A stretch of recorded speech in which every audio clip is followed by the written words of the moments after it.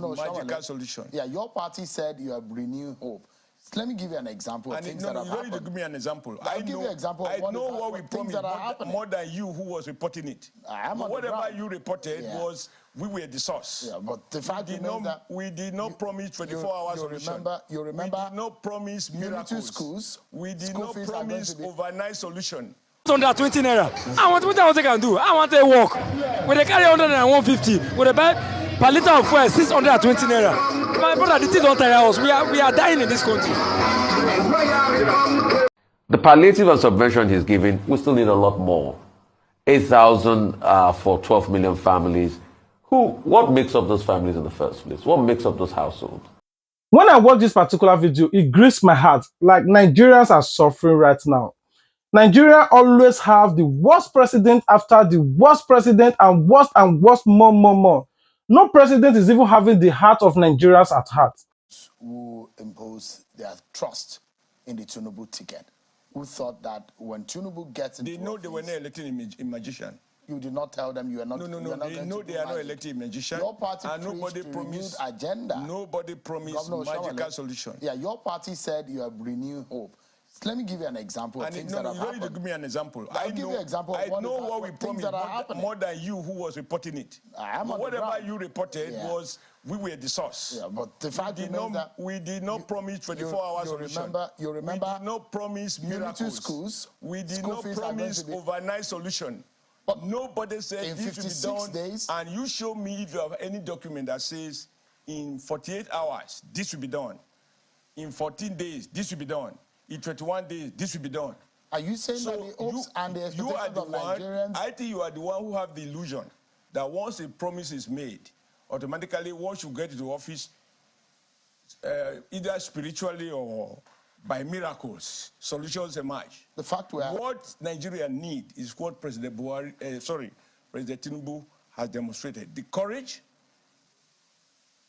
to make decisions, to be humble enough to admit some of the unintended consequences of those decisions, and the will to deal with those consequences. And he has put in place instruments to deal with it. He has asked his number two, the vice president, to provide leadership for that effort. The social partners are talking as we are talking. And as I said, depending on what they are discussing, I don't want to complicate anybody's issue, but I know that they know that they don't have unlimited time to find a solution, and that it's possible to have short-term, medium to long-term solution. For now, we can deal with short-term solution. It's 56 days since assumption of office, since that policy decision has been made. Yeah. How long more will Nigerians have to wait? That's the question. The patience that they are asking for. There are a lot of people's lives who live on a daily living and earning. Are you sure you can lecture me about that? I can lecture you more about that. I mean, it's not about that to me. Yeah, I mean, we are having a conversation. Yes. We're having a conversation about the plight of the average Nigerian. Yeah. And your party promised that you are going to change things overnight. From the status quo. Overnight. I didn't say overnight. But your party promised change. My dear friend, Shehu, the last time I was here, or towards the end of last year, you revealed to me that you were moving to a new studio, which is this one. You have a reason why you choose to build a new studio. If you were absolutely satisfied with the old one, you were not about to throw money away because it's a private sector enterprise. How long did it take you between the time your management took the decision and when you now brought this studio to a reality? It takes time. You know it, I know it.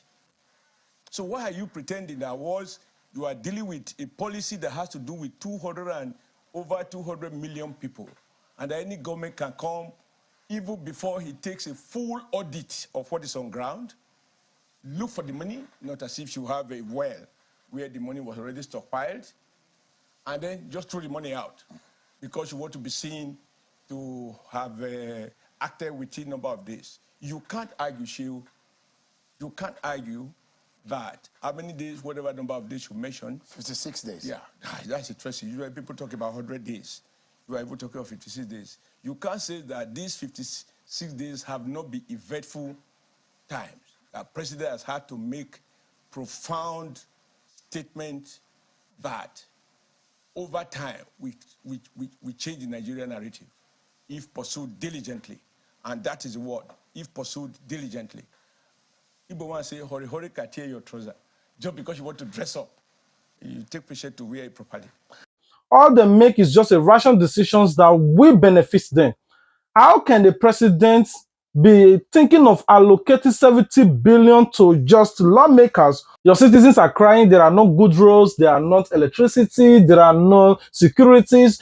All you care is just to keep on a bezel. Remember, he also took 500 billion for palliative. This is the same government before they hand over to him that Buhari renovated Aso Rock with 14 billion. Built hospitals in Aso Rock, 25 billion. Now, another person is also coming out to take 500 billion for palliative. Everything palliative, we are not seeing the outcome of this palliative. I don't know what APC government is bringing to the table other than putting Nigeria in more abject poverty. The palliative and subversion he's giving, we still need a lot more. 8,000 for 12 million families. What makes up those families in the first place? What makes up those households? For 6 months, how reaching will this effect go? Not too much. Also, we need to be able to tie the things we give around outcomes. I would have wanted us to be able to put more as regards reducing the price of food in the market rather than giving this handout that you will give for a while and it will go. So what are the outcomes we can tie them around then? I keep referring to Ghana. I keep referring to Brazil, Bolsa Familia, tying them around education outcomes, some people argue, but also look at the terrain in Nigeria. As regards farmers not getting enough irrigation, like I was saying before, build a dam per district. Try as much as possible to bolster agricultural prospects around there. And I saw there that you want to give 70 billion to lawmakers to aid new. No, let's reduce that money. You see, these people have rich enough. They've done well for themselves. Let's cut that money and give it more to the people. Because these people have big convoys and all of that. No, you can't be telling us to tighten our belt and we're hearing 70 billion being given to lawmakers. No, I'm not anti-lawmakers, but it's a desperate time. And in fact, let's even stretch the argument by saying, why can't we cut it to one house rather than having, two houses, the Senate and the House of Representatives? No, because you're giving 70 billion to lawmakers to aid in the work of the newcomers. I'm not saying it's not necessary, but let's cut even more. The other issue that has been raised is that money will be provided for 12 million households, right? 18,000 naira per month. No, is it 8,000? 8,000 per month. Okay, what difference? $10. What difference can that make?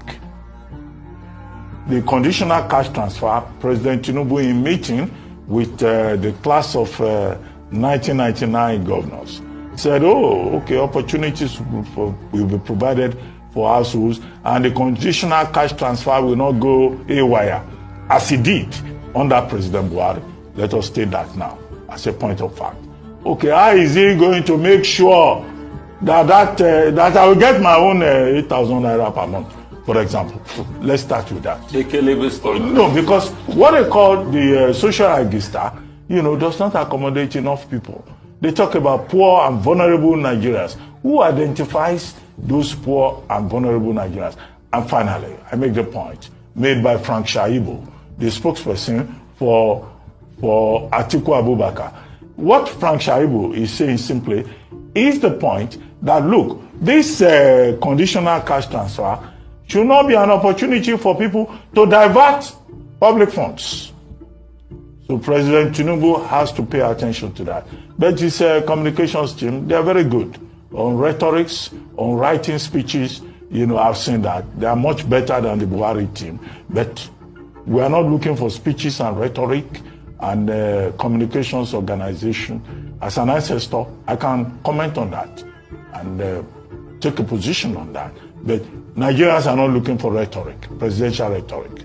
They are looking for concrete actions, transparency. The only thing that pains me more is that Nigerian governments keep on thinking about how to increase their own salary, their own budgets, thinking of allocations, about them themselves, stomach infrastructures, but totally neglect those that put them in power. For those that supported Tinubu, all I have to say is that No. Anyway, I shouldn't have to say that. But I want you guys to watch this particular video. In the meantime, a spokesperson for the Senate says no member of the National Assembly will receive any money from the 70 billion naira budgeted to support their working conditions. The Senate says the fund is for purchase of furniture and to carry out repairs in lawmakers' offices. Ayo, you know I'm coming to you on the story because the clarification for me is not clear. Yes. And I'd like to ask you if we have been hearing about this $800 million loan facility from the World Bank. We've known that it is a loan. So what is this clarification? I really don't understand where that is. There needs to be more clarification on this. But I think really the bone of contention also is that 70 billion naira that was allocated to lawmakers for what? Buying furniture, yes, and repairing their furniture. They're saying that the money is not going to go into the new lawmakers. I mean, this is I think that's even worse for me because I saw a story in Borno State that the governor, Babagana Zulum, had gone into a general hospital in Gwaza in his state and found that there was no electricity in that hospital. Now, that provision, that breakdown, was there any palliative for these types of... I mean, this is what we need. This is a palliative that we need in the hospital. We need generators. We need all of that. Not furniture for lawmakers, for crying out loud. Ayo. Thank you very much for linking those stories together. By the way, 4 weeks ago as well, the Sokoto State Governor, Governor Aliyu, had also gone on a visit to the hospitals disguised. The same thing Governor Zulum did and found the same state, no power, misappropriation of funds, horrible and despicable state of the hospital, and this was, he said he would look into it. We haven't heard anything yet in terms of what he's done. But let's go back to the story with regards to this the mystery of the $800 million from the World Bank. Is it a loan? Is it a facility to help? And if it's a facility to help, and by the way, this explanation was important because of the fact that they were criticized for how expeditiously they had passed passed it in the House. And they said, the reason was because it was not a loan, so Nigeria wasn't going to be plunged into further debt. It was money that had been earmarked to support the removal of subsidy in Nigeria, hence why it was passed. However, they say that there's no free money even in Freetown. I would like to ask the lawmakers to give us details in terms of were there any conditions to this facility that was given to Nigerians, or is it is it money that was given with no strings attached? We need to be clear, because unfortunately this clarification has even brought up even more questions. We know how the World Bank operates. They are not a charity organization. They often don't go, yes, they might give to further causes like gender parity and the likes, but in terms of bailing countries out, it would be important to understand so that we're clear that is this a loan or is this just goodwill? Then the other part in terms of the money, 70 billion naira, you've said it. In terms of the 8,000 naira, look at that side by side, the money allocated to poor Nigerians, 12 million families, and that is out of, saying it will reach up to 60 million people. That is still shortage of the 133 million Nigerians who are said to be living in multidimensional poverty. Beyond that, you're sharing 70 billion naira to the National Assembly to support the working conditions. They haven't started work yet, at least the 10th National Assembly, in terms of fully said work, and they're getting this largesse of 70 billion naira. It begs to question because it is not reflective of the state of the nation. Absolutely and not. That's what people criticize again and again the government for. We're talking about a cut in cost of governance. We need to tighten our belt, but it seems that it's only the people who have to tighten their belt, whilst the National Assembly, members of the House, it's business as usual. It's not business as usual. No. We're saying that things are hard, things are difficult, and therefore they ought to also tighten their belt. Like you mentioned, great recommendation. Let that money, I hope the House of Assembly members themselves morally would speak out against this and say they want to donate the money that is meant to come to them for repairs to hospitals like the ones in Sokoto, like the ones in Borno State, to improve their lot. Exactly. Well said, Ayo. We don't have enough time for the next story, so I'd like your contribution on both. No, just a brief clarification. Okay. One, the World Bank country director, Dr. Shaduri, last year, or was it this year, made it clear that it is a loan. I've never heard of it. The $800 million from the World Bank is a loan. I mean, it was approved by the World Bank Board in 2021, in December 2021. It was the Buhari government that apply for it to, you know, provide social safety net, social intervention for Nigerians. And they were specific. This $800 million at that time was meant for this same cash transfer to Nigerian households. Absolutely. The World Bank has made it very clear. So, I don't know, this is why people laugh at us. A whole senator who speaks for the Senate, you know, he doesn't even know what is going on. Just like advertising ignorance. How do these kind of characters get a chance to speak for anybody in any important forum? And when you take money, you will pay. Zainab Ahmed, the former Minister of Finance, has made it clear that the World Bank is going to give this money in tranches. In fact, the Buhari administration was planning to write to the Senate for approval, but you know, they held onto it. And that is why it is this Tinubu administration that has not gone ahead to apply to the Senate for its own approval. And I keep telling people, this money, the senators approving it, they have borrowed the money on behalf of all of us. So, and we are the ones who will pay it back. I want to take Rufai's comment so we can end the show quickly. You can see how our senators lie to us. Oji, that thing is as a loan gets. It's a loan.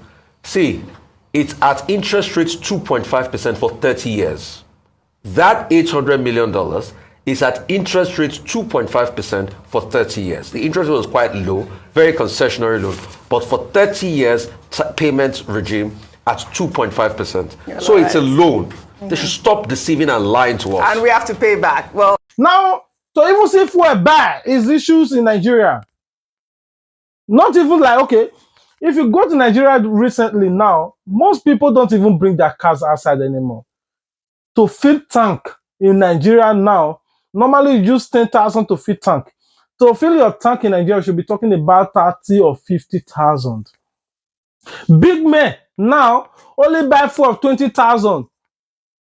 People who filled a fit tank before cannot even now half tank 20,000. When I watched some videos, I was just like, Nigeria's is finished. It's finished.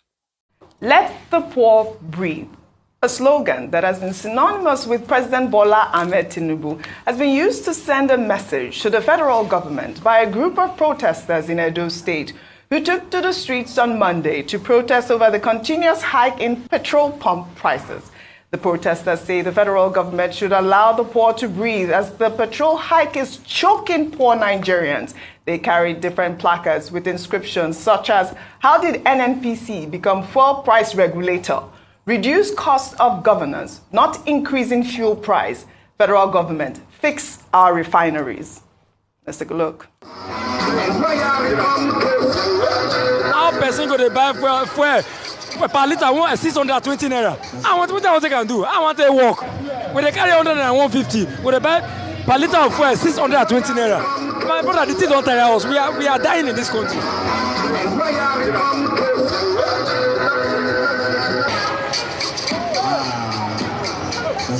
Well, this is not only happening in Benin City. Only today, while I was coming to work, I saw some protesters on the streets. They were doing a silent protest. In Lagos? In Lagos, just on Awolowo Road here. They had their mask on. Kweke, my language. They had their mask on and they were protesting for the banks to regulate their interest rates and that their money counts. Well, in the same vein, an old video has resurfaced online showing a group of civil rights activists led by senior advocate of Nigeria, Femi Falana, protesting over increase in the pump price of petrol back in 2012 when former President Goodluck Jonathan removed fuel subsidy and the fuel price went up from 65 naira per litre to 141 naira per litre. Whether they remove the subsidy or not, we will still be in problem. If they remove subsidy, they will share the money. They have already shared it before collecting it. They say over 400 billion will go to Jonathan's government. Over 400 billion will go to state government. Over 200 billion will go to local government. They have already spent the money before they earn it. They are just fooling Colade to come and supervise an empty collection. Governor of the Central Bank, Sanusi, came to Lagos and said If you don't remove fuel subsidy, Nigeria will collapse. This country is not going to collapse. Those who are going to collapse are those who are cheating the Nigerian people. When my father was fighting, I was 13 years old. I am 50 in 6 months. My son is 16. We still have no electricity. We still have no health care. People are poor. People are dying because of 10,000 naira in this country. Well, this happened on the 9th of January 2012. The same struggle, the same thing Femi just said on that video is what's happening now. So you can now see many years down the line, we have gone back to where we are. You know, I was saying this morning, Nigeria is almost a cycle. The best time to have put out that something was 2012. And for everybody now that they cannot talk because of their hypocrisy, at least you heard in that speech that Pastor Tunde Bakare was saying they are just there to confuse Christopher Kolade. Kolade is Christopher Kolade. When Goodluck Jonathan announced subsidy removal, he put a plan forward. He brought about Shopee. Christopher Kolade was the leader of Shopee. From day one, as he announced he had a plan. This one's announced subsidy gone, no plan. Just put the plan is to truncate people's life and put them in untold disaster. So you can see that what goes around comes around. You can see all of them. I think the question is, where are all of them today? All of them that went to Ojota. Where are all of them today? And guess what? For the man Goodluck Jonathan is, peace be upon that man. Blessings be upon that man.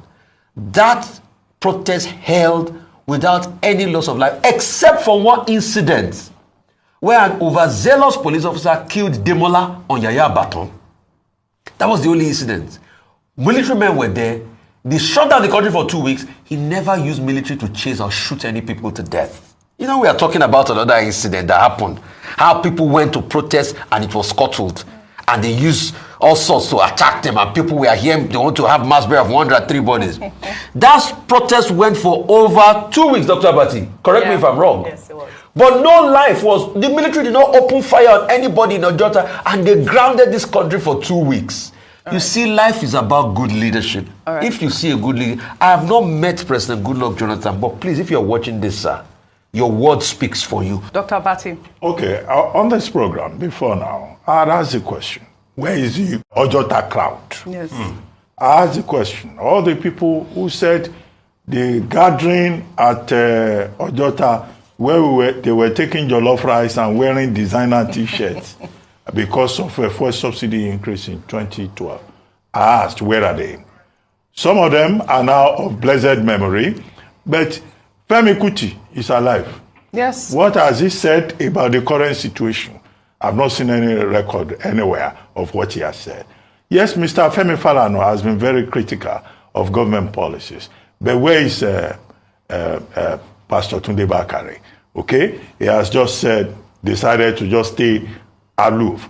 The whole point here is about consistency. Yes. If in 2012 we are not inciting anybody, you spoke up on behalf of the people, and the situation is worse now in 2023, what are you saying? Just put something on record, because this is the contradiction about civil society protests and participation. Number two, the protests that you have seen in Edo State, that you have seen in Lagos, that we have seen in other parts of Nigeria. People should note that the Trade Union Congress has now given the federal government of Nigeria an ultimatum. Yes. That if by August 19, government does not meet all its promises, after all, they said government told them 6 weeks. Within 6 weeks, the palliatives will roll out, things will happen. Then there will be crisis. So what we're seeing now may be signs of what is to come. And if those are signs, what is to come may not look very attractive. And that's why I said the protest is a wake-up call for government. Yes. Everybody talks about Emilokon, that President Tinubu said Emilokon during the campaigns. They have forgotten that he also told us, Elofo Kambale. Elofo Kambale was one of the things that he was using as a campaign slogan. Elofo Kambale, he was saying that in the context that people should have confidence that he will truly bring hope. So, but now our hearts are in our mouths. Absolutely. Oh God, have mercy. I wish I know where Agent Michael kept that Judgment Day trumpet. I will carry him Bro, may God your conscious. We all are ready. We all go back to heaven. This earth is finished. Especially Nigeria, it's finished. Hello, everybody. Now, ever since Bola Ahmed Tinubu becomes president, a lot have been going on. There are big basketballs, front, back, and all that. I want you guys to watch this particular video. Fuel subsidy becomes a great issue in Nigeria. Nigerians are suffering right now, and the fuel price is getting higher and higher every day. Now, I want you people to watch this video. We'll be right back. Anyway, this is what I'm going to be ending our video today. If it is the first time of coming across our video, please take a few moments of your time to subscribe. If you do, turn off the notification bell so you'll be amongst the first person to be notified anytime we upload a new video. God bless all our returning subscribers who share our video, comment, and also like our video. God continue to strengthen and bless you. Please, if you watch this video to this very moment, I pray all your good heart desire be met in Jesus' name. Don't forget to give this video a thumbs up. It helps our videos to grow. And we'll see you on our next video. Peace out. Don't forget to subscribe to get notified. And as you they share your support, now say God bless you too. Sense on the bed. Plan B TV. Plan B TV. Plan B TV. Oh, Plan B TV. Plan B TV. Plan B TV. Plan B TV.